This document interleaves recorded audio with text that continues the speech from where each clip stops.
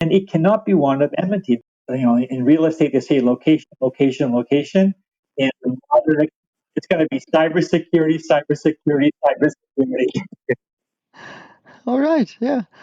You mentioned China, and I have a question about China. How can emerging powers like China be part of a new international financial system? Wow. Okay. So now kind of brings us back around to the old sort of Bretton Woods retrospective, right?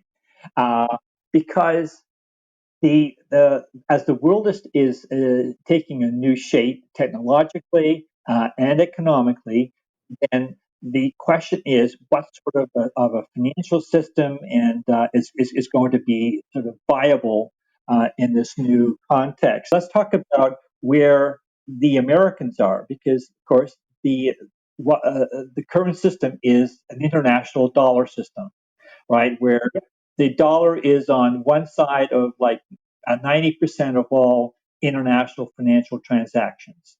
Um, and it's the main reserve currency. It's also by far the main currency used by private sector actors for hedging, uh, for, to for transactions to pay each other, and for store of value by companies in countries that have got unstable currency. So as a result of this use of the dollar, this has been called an exorbitant privilege.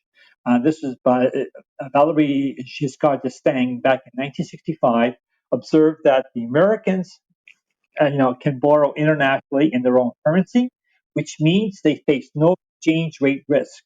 Uh, and but that also has consequences for the American economy. And here's where we now enter a new world coming up with the two administrations, and they're the spokesman or the people who are talking about monetary policy and exchange rate policy and the dollar and all that. They're coming up with a new populist economics. Okay. And let's just kind of walk through that a little bit, and then we can talk about China, how China fits in there.